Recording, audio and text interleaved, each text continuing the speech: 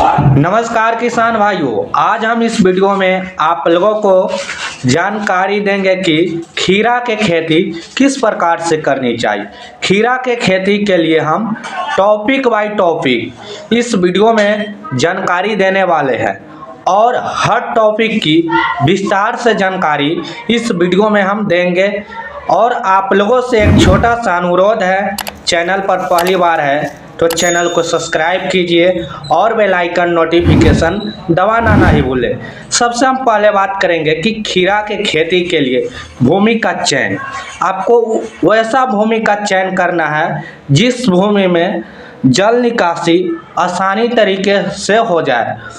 वैसा भूमि आपको चयन नहीं करना है जिस भूमि में आपको जल जमाव हो सके, वैसा भूमि आपको बिल्कुल नहीं चयन करना है। अब हम बात कर लेते हैं खीरा के खेती के लिए मिट्टी। खीरा के खेती के लिए हल्की दोमट मिट्टी इसकी उत्पादन के लिए अच्छी होती है। अब हम बात कर लेते हैं खीरा के खेती के लिए भूमि का पीएच मान।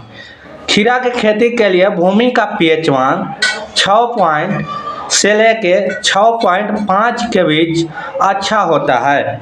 अब हम बात कर लेते हैं किसान भाइयों, खीरा के खेती की तैयारी हम किस प्रकार से करें। सबसे हम पहले बात करेंगे उसकी खेती की तैयारी करने के लिए आपको 3 से 4 बार गहरी जुताई अच्छी तरीके से करवा लेना है। और जुताई के समय आपको उसमें सड़ी हुई गोबर खाद पदार्थ डालना है। इसका जो मात्रा आपको 4 से 5 टन 1 एकड़ में सड़ी हुई गोबर खाद पदार्थ डाल देना है। अब हम बात कर लेते हैं कि खाद बेसल डोज में हमें उसमें कौन कौन सी खाद का प्रयोग करना चाहिए और कितना मात्रा लेनी चाहिए। सबसे पहले आपको 25 किलो यूरिया का प्रयोग करना है और उसके साथ एमओपी 30 से 35 किलो और उसके साथ आपको डीएपी 25 किलो लेना है। ये सभी खादों को आप बेसल डोज में अपनी खीरा के खेती की तैयारी के समय डाल सकते हैं।